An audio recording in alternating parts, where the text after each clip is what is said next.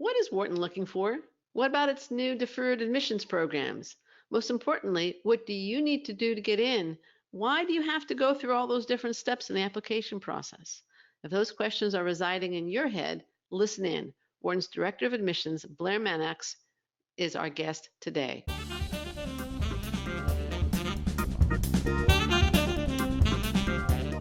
Welcome to the 342nd episode of Admissions Straight Talk, the podcast dedicated to graduate admissions and helping you approach the application process thoughtfully and successfully. I'm Linda Abraham, the founder of Accepted and the host of this podcast. My mission and passion is to help you show that you both fit in at your target schools and are a standout in the applicant pool. The result? You get a message one day that causes you to jump up and down shouting, "Yes, I'm in!" And not only in, but in at the best program for you. Before I dive into today's interview, I want to mention that today's podcast is all about the Wharton MBA program, and we'll be talking to Wharton's Director of Admissions. However, if you would like to hear my perspective on how to get into Wharton, in addition to today's guests, please watch the recording of Get Accepted to Wharton. Yikes, Wharton's round 2 deadline is looming. It's January 7th. You can still access the advice in this webinar in time to help you with your Wharton application. It provides a framework that you can use with any top MBA program, but the focus in this webinar is strictly on acceptance at Wharton's MBA program. View it at accept.com/342webinar.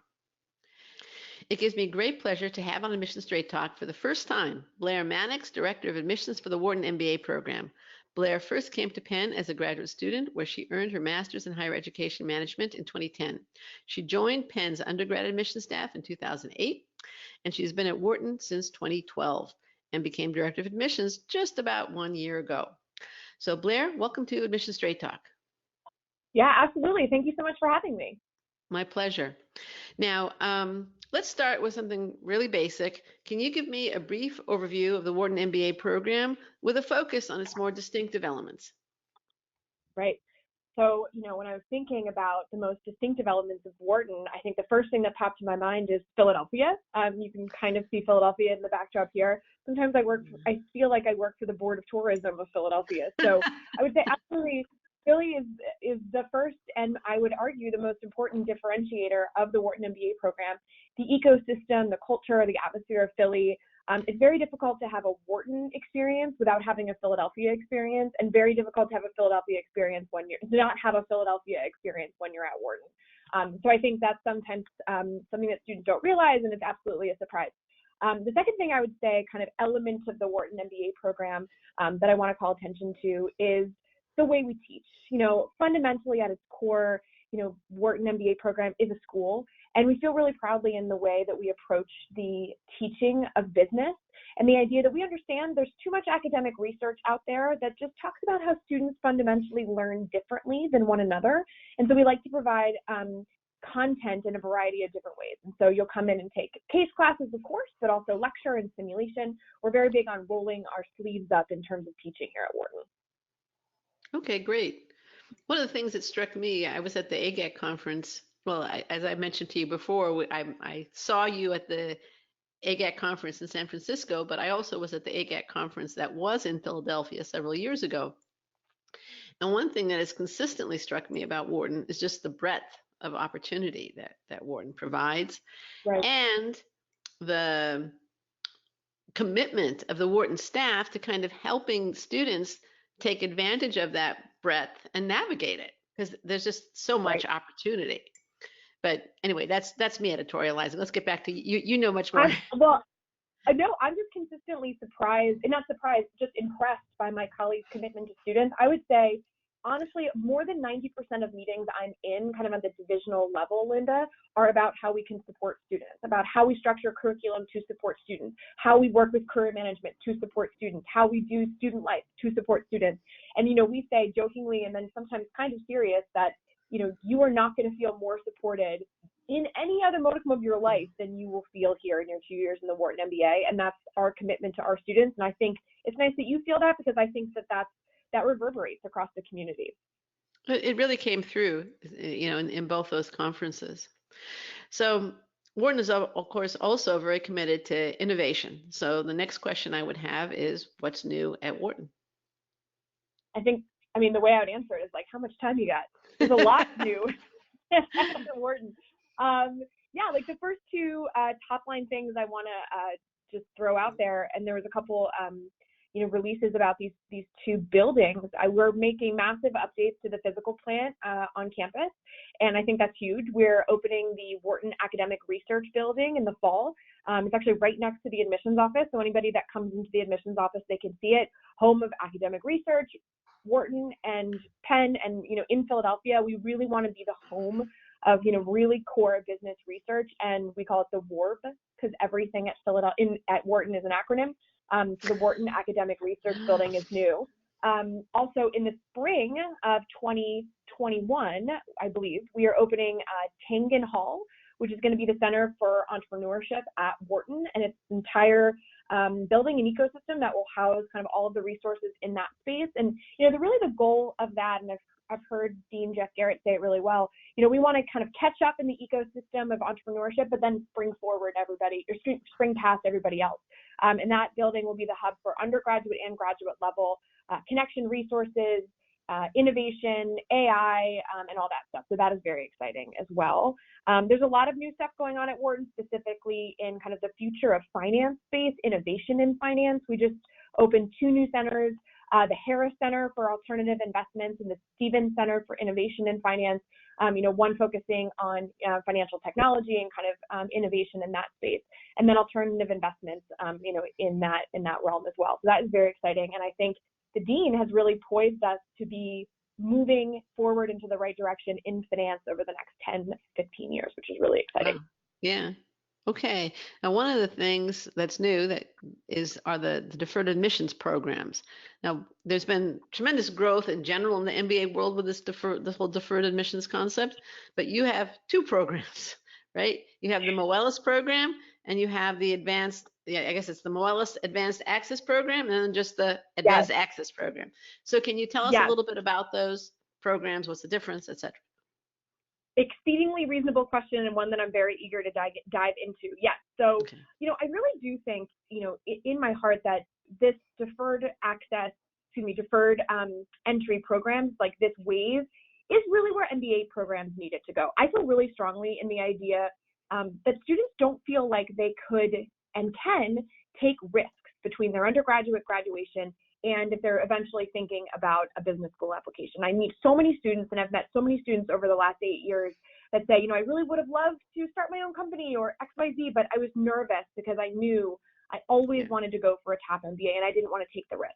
And so that's for us the core driver of these programs. We want to lock in the talent early so they can go out and help the world. We have a relationship with a bunch of companies we're trying to funnel our students to, just to make sure that they can make that impact between undergraduate graduation and coming back to business school. But let me tell you the difference between the programs. So the Moelis program, the Moelis Advance Access Program, was kicked off 2 years ago.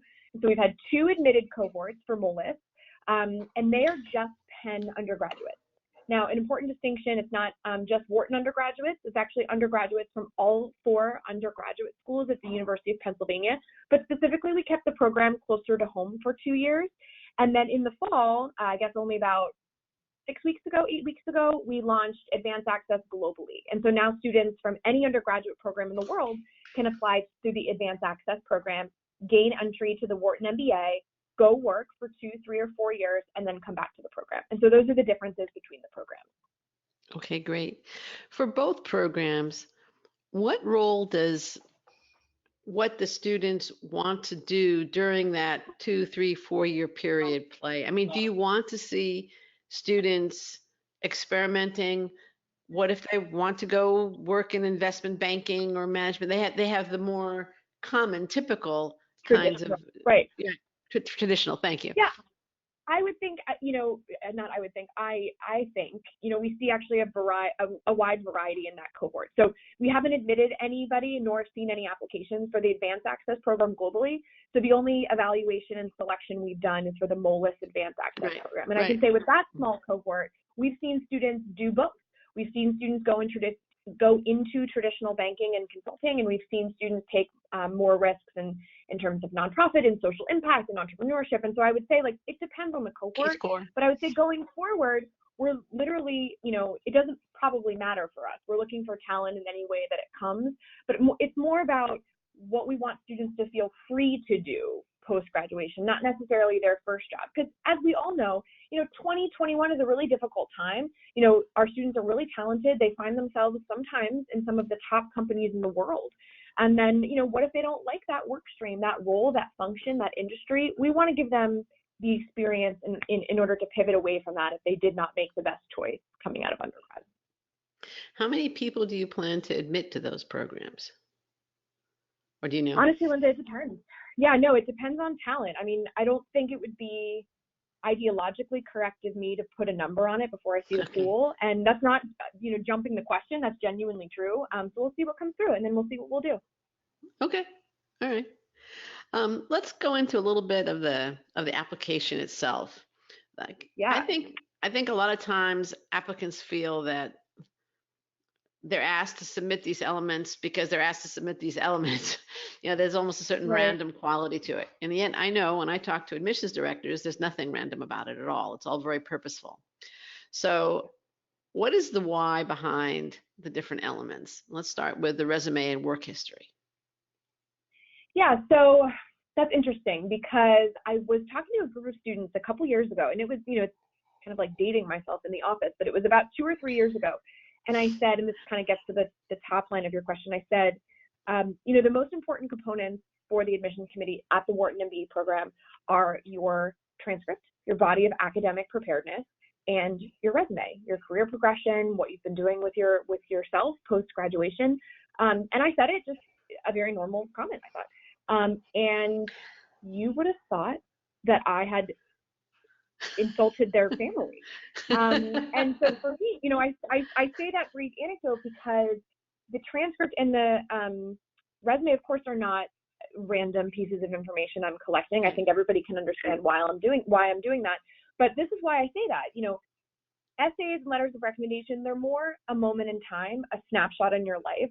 But really, the length and the depth and breadth of your life, your adult life, lives in those two documents, right? So when students ask me, and this kind of is a little bit aside of the question, but when students get admitted to Wharton and they say, thank you so much for admitting me, I genuinely, and for 15 years I've been in this business, and I said, I didn't admit you. I just happened to be in the chair. I wasn't there, at midnight studying for organic chemistry your freshman year. I wasn't there when you were jostling for your first promotion and all the political hurdles that took. I wasn't there when you were, stayed up to 2 o'clock in the morning to prep that presentation for the client. And so that is, so self-directed, and that is so long. Essays are a moment in time, letters of recommendation are a moment in time, even interviews, which I'm happy to talk about, and I know we'll get into, are a moment in time. Are a moment in time, but those two documents, that's blood, sweat, and tears for 4 years of college and maybe a year of grad school and a couple years of work. And so, that's why we require those. And that's the most important thing that we look at. I think those documents also show you preparedness both for school and for the career after school. Yeah, and so one of the things I'm proud that our office does, and I'm happy to get into this as well, is we're really starting, and probably about 5 years ago, started to really seriously track the outcomes of our students. And so, we have a really robust feedback loop and mechanism, and, full-time data scientist who really looks at, the students' profiles on the inbound, whether it's not just GPA, that would be the easy way out. GPA through career trajectory, progression, et cetera, and then even moments of kind of their community connection. And these 3 pieces in particular, how that translates into their time at the Wharton MBA. Were they successful? And I'm not just talking about in the classroom. And so we've done all the infrastructure work for that. So now we're able to say, actually, this piece of the application is predictive of success in X arena. Wow. And we've really spent a lot of time and blood, sweat, and tears on that. And so that really helps us in terms of the application component. And I do, love to impart to students that it's not random. It's very purposeful. And we don't want the process to feel more stressful than it is. And so everything we ask for, we need. Okay, great. That was a great answer. Now let's touch on the essays, right? There's a lot of blood, sweat, and tears that goes into the essays. It may not be over quite as long a time as a transcript or a resume, but a lot goes into that. Right. So Wharton has 2 required essays. So I have a deep, deep passion for the evaluation of talent. I feel like that could be just like carved on my bed sheet. I think about that a lot. And so the essays are really kind of an extension of how do we use verbiage to evaluate talent. And so the first essay gets to that a little bit better than the second essay, which I will go into. The first essay on our books is, what do you want professionally from the Wharton MBA? And that's not a trick. It's been there for years. And we really want students to do a little bit of self-reflection about why they want to come get this degree.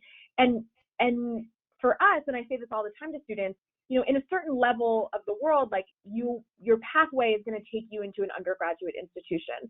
But to get an MBA, that's a choice. That's a moment in time, and that's a decision. I call it the pivot moment, or a series of pivot moments that took you, to this place where you're sitting, writing your essay. And so we really want students to explore that pivot moment in their essay, and kind of exploring that pivot moment actually unpacks the talent, time, and treasure that they can deliver to the Wharton MBA. And we've consistently seen year over year that essay and the way people write about themselves in it has been indicative of who is more successful in the program. Because if you spend more time and you're really thinking about, the top 3 things that you want to get out of your 2 years in Philadelphia, that actually does translate to better success. And so that's why we keep that essay, again, very personal, purposeful. The second essay was new last year, I believe. And that was a direct response to our students. It was a risk. I will very much admit it was a risk coming off of our desks. And we did that specifically because in focus group, Linda, after focus group after focus group that we did with our students, they said they felt the MBA application process did not give them as many chances to explain their humanity as they needed, right? And so we reflected on that a lot. And the second essay is supposed to be just that. The advice I give is close up. Sorry. I just want to say that the second essay asks, describe an impactful experience or accomplishment that is not reflected elsewhere in your application. How will you use what you learned through that experience to contribute to the Wharton community? So we hadn't said what it was, so. Oh, sorry. Yes, that was for the listeners. That'll be helpful context. So the reason we worded it like that is because we felt students were missing an avenue to explain their humanity, and we wanted to provide them one. And so, that essay doesn't have to be super formal, but my advice is close the application, walk away. If you feel like there's a story behind that second promotion that you really need to explain in order for somebody to understand who you are, that's where you put it. And that's why we have it, even though it was a risk to go out with 2 essays. We want to get to know our students, and I know that sounds like what everybody says, but it's really true. And the last thing I'll say on this is the worst thing that can happen to me as an evaluator is when you close the application and you say, I don't know enough about that person. And I've experienced firsthand that second essay helps me with that problem. You want to feel like you're meeting somebody through the essays and the application as a whole, but the essays also. And are you okay? You mentioned like a professional challenge and getting the second promotion, but are you also interested, let's say, in a personal challenge or a non-professional challenge? Yes, and yes, all of it, right? Okay. I'm interested in an academic challenge, a family challenge, a dog walking challenge. I'm interested in anything that defines you. Okay. And what about the professional recommendations? And Wharton's are a little different than the typical. Yeah, and that's where we met, right? Giving right, a presentation. Exactly. Yes. Oh, you have a good memory. Okay. Yes. So I really believe in creating the correct evaluative levers in order to assess talent. And so 3 years ago, we stepped back and looked at our letter of recommendation format. And honestly, Linda, I've been evaluating applications for 15 years. I've tens of thousands of them through my brain. And the one thing that kept coming back to me was, maybe other folks in my shoes don't agree, and that's fine. I think we can all have polite disagreement on the topic, but most recommendations to business school and many application schemas have a rubric at the top of the letter of recommendation form. And I know as an evaluator that, and I interviewed letter of recommendation writers, hundreds of them, in order to do this, surveys and personal conversations. And they said kind of resoundingly, there was no motivation for me not to fill out the right side of the rubric. And as an evaluator, I felt that every time you would open an application, Linda, everybody would check top 1%, top 5%. So if everybody was topping that, if somebody was honest and said, this person's top 15% in my career, that suddenly looked like a blight. And so when you have unusable evaluative data at scale, the whole thing is a waste of time. Right. And so that is why we implemented the recommenders to pick an adjective or a set of adjectives, because there has been some personality traits that are predictive of success. And I've just mentioned we're doing a lot of kind of outcome-based testing, and that's going to help us do that. And so if I had an evaluative measure that I knew at scale wasn't doing anything, I wanted to input something else in there. And that's really the core of that. Great. And I believe when we did meet or cross-continentally, my comment when you were explaining this change at the time, it was about 3 years ago. My comment was, it's not really a recommendation. It's more of an introduction or evaluation. So the title recommendation is almost a misnomer, and it encourages everybody to say top 1%, top 5%.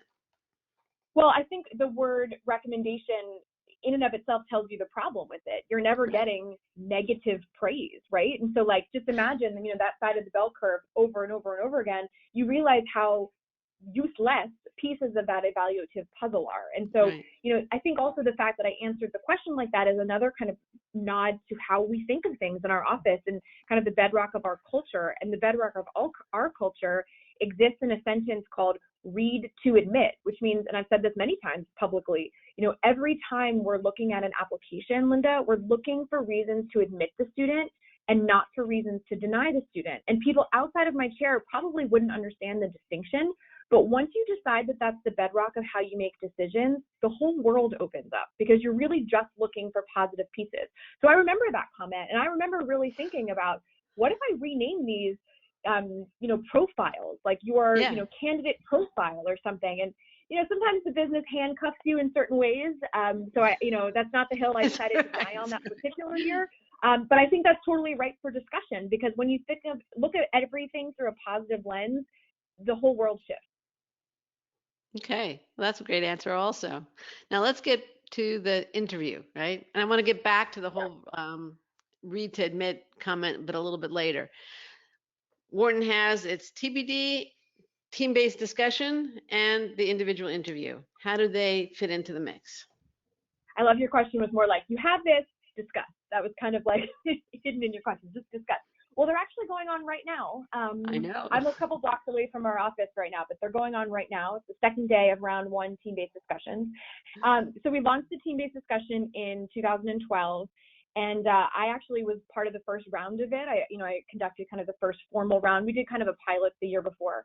And the reason we did it is a couple of reasons. And so now it's years into the team-based discussion, a lot of data.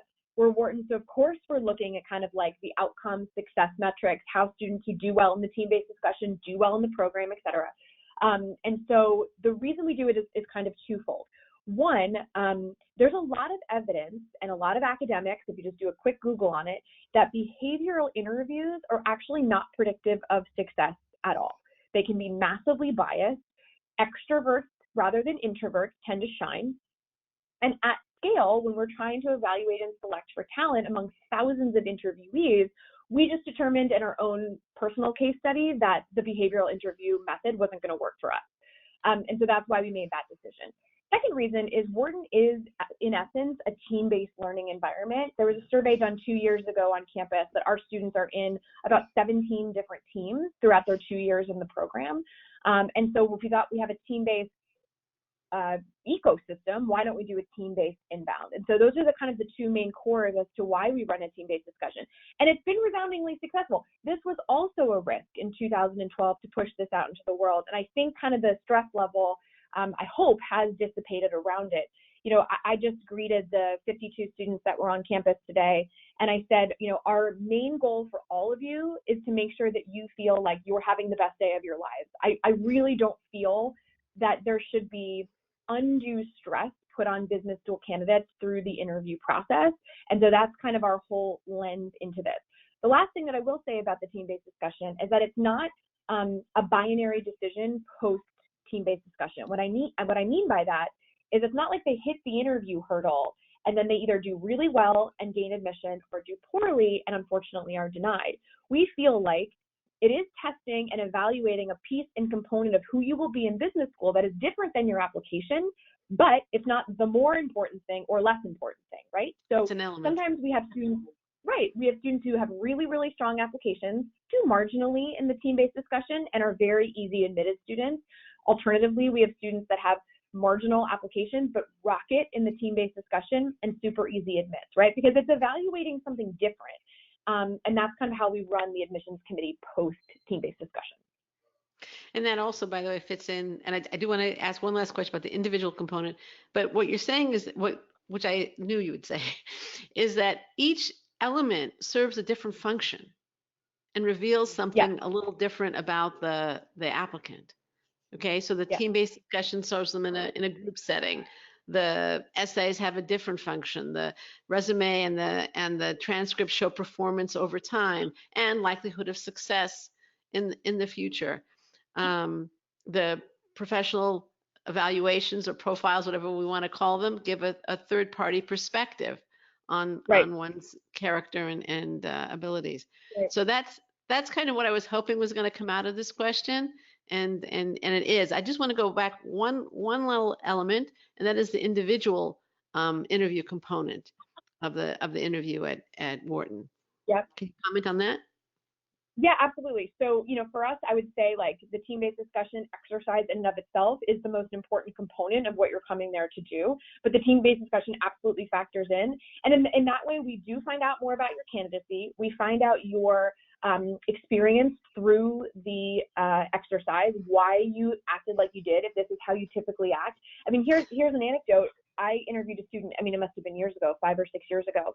And the way he conducted himself through the team-based discussion is he sat back more and he was more a conversation facilitator. And it was just a very well done and interesting way to approach it. And so I asked him about that. And I said, that we do blind interviews, and we do blind interviews because we feel like different evaluators with different touch points decreases bias and noise on decisions. And so we feel pretty strongly in that, and we can get into that later. So I hadn't read his application, but I was looking at his resume just very quickly. And I said, that was just a very interesting, well-done way to approach that. And he said, well, I own my own company. It's a small company. We only have 8 employees. And that's how I like to run our staff meetings. I like to kind of sit back, put questions around the table, and see kind of how my employees navigate to solve problems. And I said, that makes total sense. And so that's kind of what that one-on-one can produce. And that's the type of thing it typically does produce, and that's why it's successful for us. Okay. So it's not really so much to learn more about them as an individual as a follow-up to the TBD and kind of get reactions on that. Is that correct? It can be. I think it depends on how quickly each person talks. We try to make the experience the same, across every candidate. It's difficult to do that. So I think it depends on kind of where the interview takes itself. Sometimes it's more on the resume and kind of why Wharton, and sometimes it's more on the exercise itself. Okay. Now let's move on. You've been doing this for a while. You've talked about 10, 15 years in admissions. What do you look for or emphasize more now than you did, let's say, 3 or 7 or 10 years ago? Yeah, so I'm going to go back to us tracking outcomes a little bit and really trying to follow our students through the program and then follow them post-program. And so this is something we started about 5 years ago. So I have kind of 5 years of data to look at. And so a couple things that live in that. One, and I'd be very interested, I could talk shop with other admissions professionals for way too many hours. And so this is questions I have asked of peers and just other admissions people, if anybody else is tracking outcomes, because to me it's super important. It's something that I'm so happy we decided to do, because as admissions professionals, one thing is that you bring all biases to the table, and I think that's something that you just have to put out there and understand that. And so I put that out there, and I tell that to everybody that works in our office. And in saying that, you kind of disarm yourself and saying, like, I know that I have biases, and I'm going to put them as far away as I possibly can. I say all of that in the case where admissions people tend to say, this type of person will do well at Wharton, whether it's in their career or in the classroom. But now I don't have to guess. I know. Now, I'm not saying that's going to drastically change on a 100% scale who we're admitting, but it helps around the margins, right? Like, so instead of sticking to hard and fast GMAT scores, you can say like, listen, I know that has no bearing on how students do here. And so I would say the types of students we're able to admit because of the outcomes project has vastly increased, which is really exciting for us because we now know we don't have to fear and or guess if the students are going to do well or not well in the classroom or well or not well within their kind of job search. And so the criteria we use to admit students has opened up, and that's changed, which I think is really, really nice.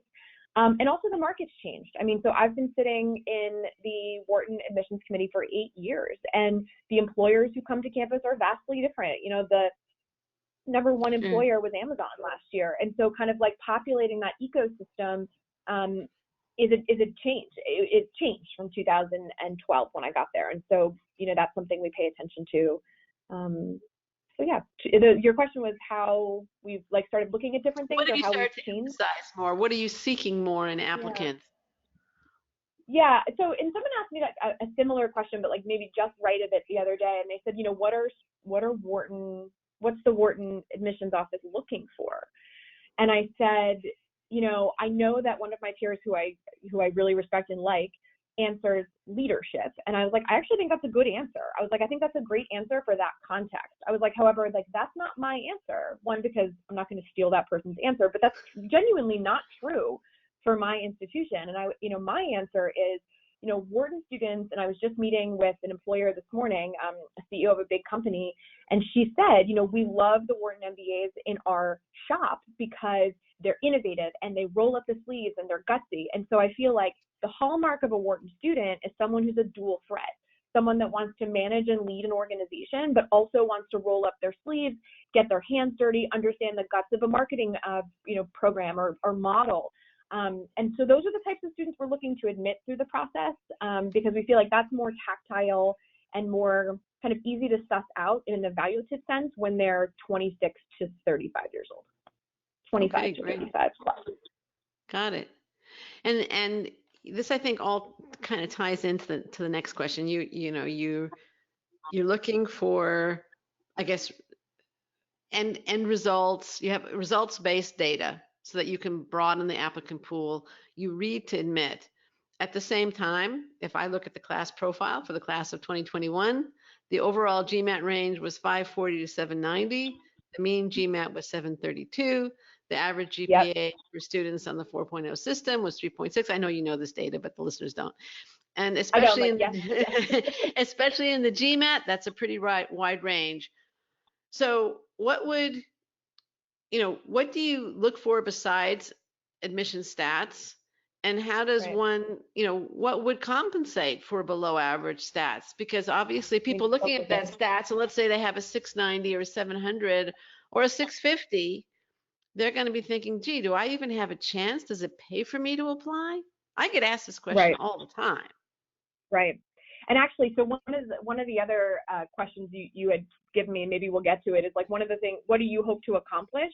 And that's one of the things I hope to accomplish is like be more transparent through our process. We'll talk about that and kind of be more open about kind of that academic range that it would take proverbially to get into the Wharton MBA. So there's a lot of avenues for an answer to this, Linda, but I'm going to try to be succinct, but I will start with the fact that from our data and from talking to the GMAT people, we have seen an inflation in overall average GMAT scores. Sure. And so that's something we've talked to them about. We've said, every GMAT score we get is really high. Obviously, it's a self-selecting pool. But then we look at the broader landscape and we say that overall, like globally, GMAT scores are ratcheting up. And so I say all of that in the context too.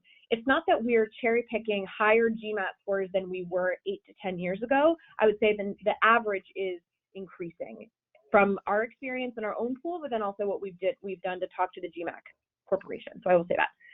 Second thing is, and I always go back to my experience in undergraduate admissions here at the University of Pennsylvania. And I say consistently, they're 18 years old. The academic background is much more important in determining admission for those students than it is in the Wharton MBA. It's still important, and I'll unpack a little bit what I'm saying, but there's less runway. And so there's less room for mistakes in the academic arena in the undergrad context. And so the answer for me always in the undergraduate context is, should I take the honors class and get an A or the AP class and get a B? And my answer is, and you're not going to like this answer, folks, is you have to get an A in the AP class, right? The same situation does not manifest itself in the Wharton MBA. The main question we ask ourselves is, can this student handle the curriculum? And then the difference between a B+ and a B- in statistics is not going to cross our radar. We want to determine if they can handle the curriculum, will excel and thrive. We can't, throw somebody into the deep end of the pool. But then we look at the rest of the tail of their whole career, right? 5 years working, 6 years working.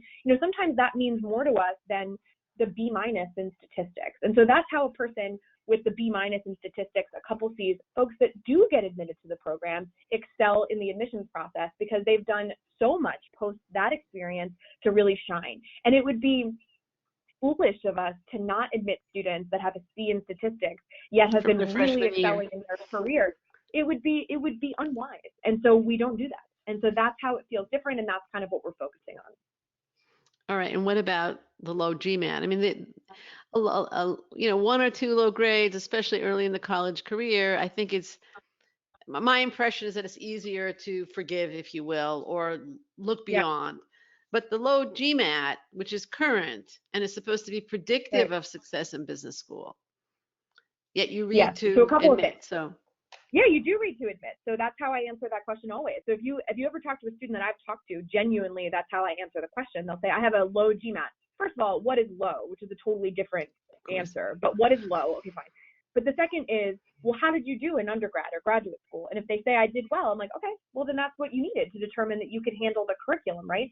Under a read to admit model, you don't have to be perfect in everything. You have to be strong and, not bottom of the barrel in everything else, right? And so, that's why it's honestly so much more fun for me at the MBA level, because you see students who have different, pieces of their career, right? And so that's why I answer the question, lowish GMAT for strong GPA, you've evidenced it, it's fine, it's over.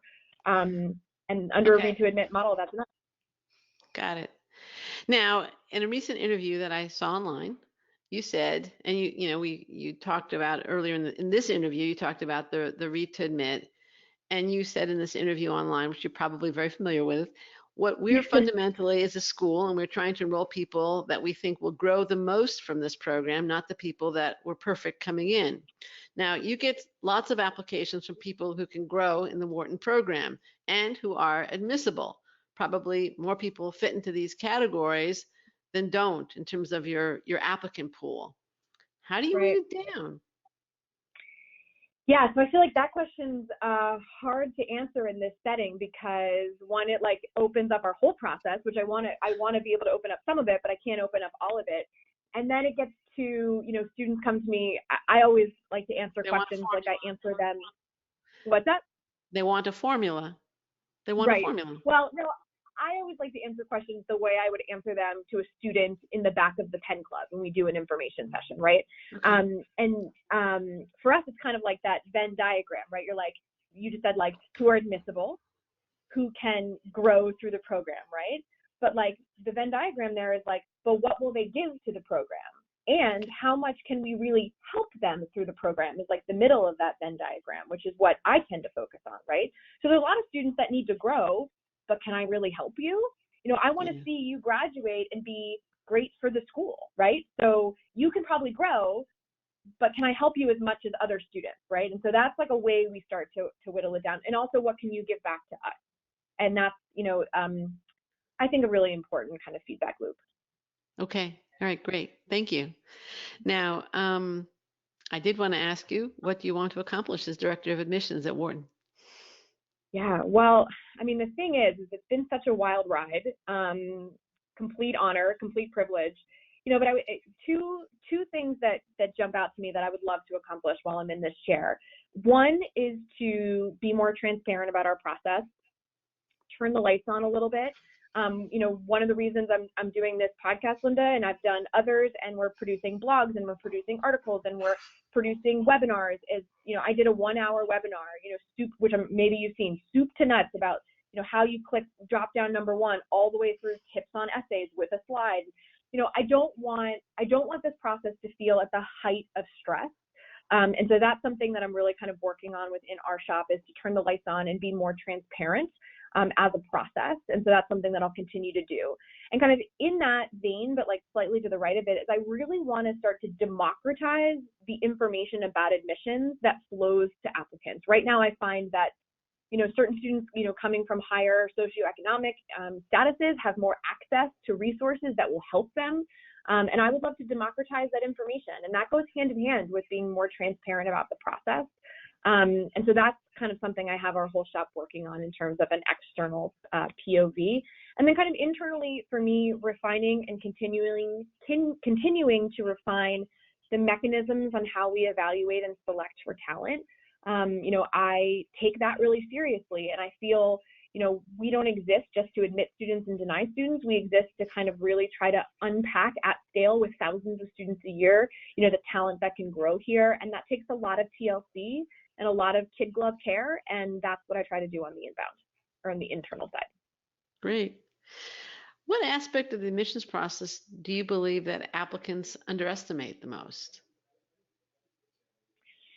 Yeah, I was thinking about this one, Linda. That's tough. I think it's very, very personal. But, on the macro, I think that maybe students underestimate the entire process. And I'll tell you why that's my answer. Okay. One of the other things I could have answered the last question on. What's that? It was an interesting response, yeah. Yes, it's the entire process. And this is something that I could have used as an answer to the last question. What do you hope to accomplish? One of the things that I would really love to accomplish in my chair, and it's a lofty goal, but it's to look at the whole system. Look at the whole system and, across, let's just say, even the top schools right now. How do I make the process easier for candidates to go through the business school application process? It is not interesting to me to hear how arduous it is. That makes me feel like we are not doing a service to students when we are a school. That's what we should be doing, a service to students. And so what I would be interested in is I know that the process is not easy, and I think people underestimate the time it takes to apply to 2, 3, 4 schools, because one school has a team-based discussion, one school has a video interview, one school has a post-interview write-up, 2 essays, 3 essays. So I know that so far in my career, I haven't been the most helpful to that goal. But I think going forward, where I have my eyes now is how do we make the entire system a little bit more student friendly, and therefore students don't have to underestimate or overestimate because they know the system is trying to help them. And so that is kind of where my head is at, to help students, because I don't want them to have to estimate or underestimate the process at all. I wanted to make less barriers to entry for talented students to come into MBAs globally. Okay. How would you respond to an applicant who says, I really want to apply, but I'm concerned about graduating into a recession?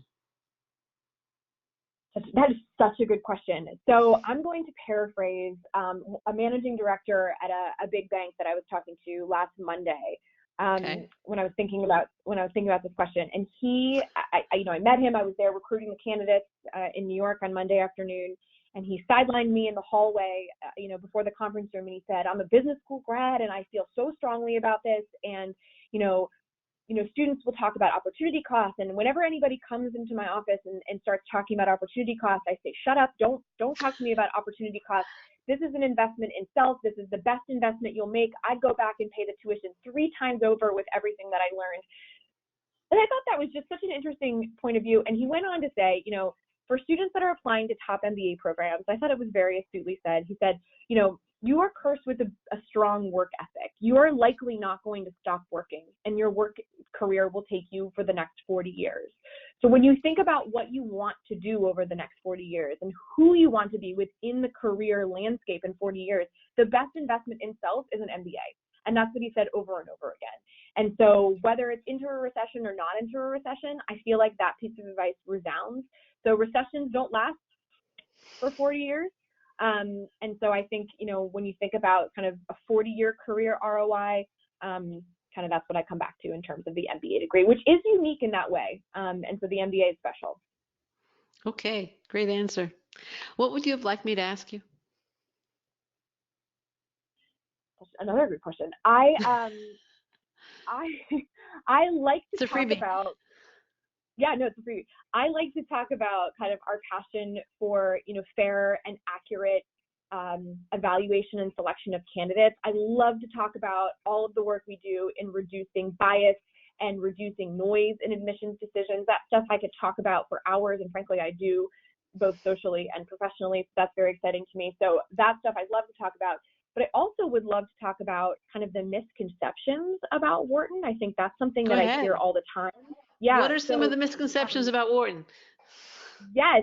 So, for me, so the interview that you referenced earlier in this interview was an interview I did with Eddie Banks-Crossan, our director of student life.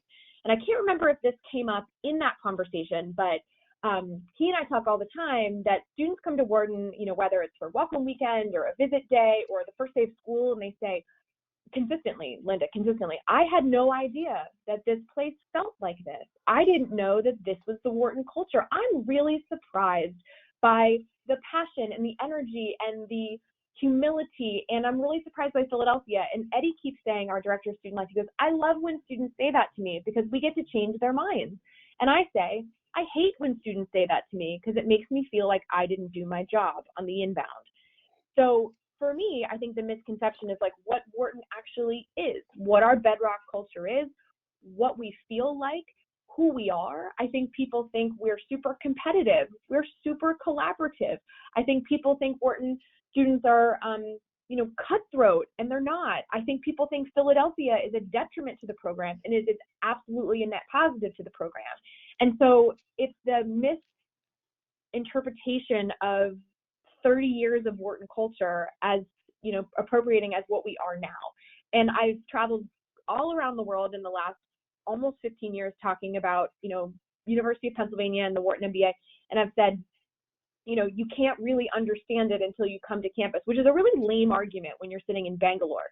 But really, it's very difficult to communicate the culture sitting in this conference room, sitting in Bangalore. And so I just encourage people to come because they come on campus and they say, this is not what I thought this was. And I think that turns heads. And so that's something that I always love to talk about. Just the misconceptions. And the misconceptions are Philadelphia, competitive, not humble, etc. They all live in that world. When I was dating my husband, I was also applying to MBA programs. And I applied to Wharton, and I was accepted with a small scholarship. And we were dating very seriously. And I went to him very excited, and my then boyfriend, and I said, oh, I got in. I got into Wharton. I got a small scholarship, and we were in LA. And he said, really? He said, well, you wouldn't want to go to Wharton. I said, why wouldn't I want to go to Wharton? He said, Philadelphia is ugly. I said, have you ever been to Philadelphia? He was from New York. I said, no, I've never been there. So, and I'm from DC, but I feel like as stated, like my board of tourism soapbox. So yeah. Right. All right. So then years later, we were actually visiting somebody in DC, and we were driving up, I think, to Philadelphia to visit Wharton. And the southern entry to Philadelphia is not a very pretty entry. That is true. So he basically said, you see, Linda, I told you it was ugly.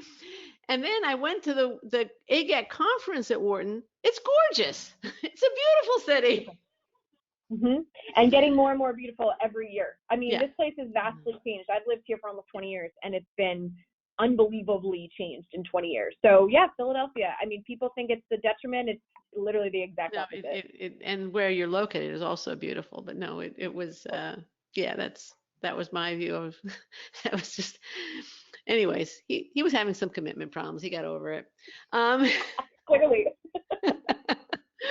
All right, Blair, I want to thank you so much for joining me today. You've been extremely generous with your time. Where can listeners and potential applicants learn more about the Wharton MBA program? Absolutely. So we have a super robust website, and I will call you to two specific pages on that website. So wharton.upenn.edu, the tab is admissions, two specific moments in time there, a very new and robust what we call admissions fellows, 55 current students that you can connect with to hear about the Wharton program. It's searchable by keyword. It's searchable so you can search it by undergrad institution or company or space. And so if you want to talk to somebody who went to Duke and works in technology, you can do that. So go check out. So they're alumni as well as current students? Just 55 current students that are paid and on our payroll to take your questions. So please reach out to them. Yeah, so it's 55 students on our payroll. That's something else I'm trying to do in my chair, Linda, is promote that program a little bit more. And then the second is I want to call attention to the 1-hour webinar I did on admissions. Okay. And so again, democratizing the information. It's 1 hour long, everything from the first click down to what program you apply to, all the way through interview, and that's available on our website and also the Wharton YouTube channel. So both things I would love for you to check out. Okay, I will definitely link to those resources. Thanks again. And again, we'll include the links in the show notes at accept.com/342. As well as to related articles and show notes. So check them all out. They are all linked to from accepted.com/342. And a final reminder, in addition, and I would strongly recommend that you watch Blair's webinar on Wharton admissions. If you are applying to Wharton and haven't yet seen my webinar on Wharton admissions, please go directly to accept.com/342, and you can actually 342 webinar, and you can download that webinar and view it. Listener, thank you too for joining Blair Mannix and me for the 342nd episode. If you find the show worthwhile, please subscribe. Make sure you don't miss any future shows, be they with admissions directors, professors, current students, test prep pros, or alumni doing great things. Thanks again for coming. This is Admissions Straight Talk produced by Accepted, and I am your host, Linda Abraham. I'll talk to you again next week.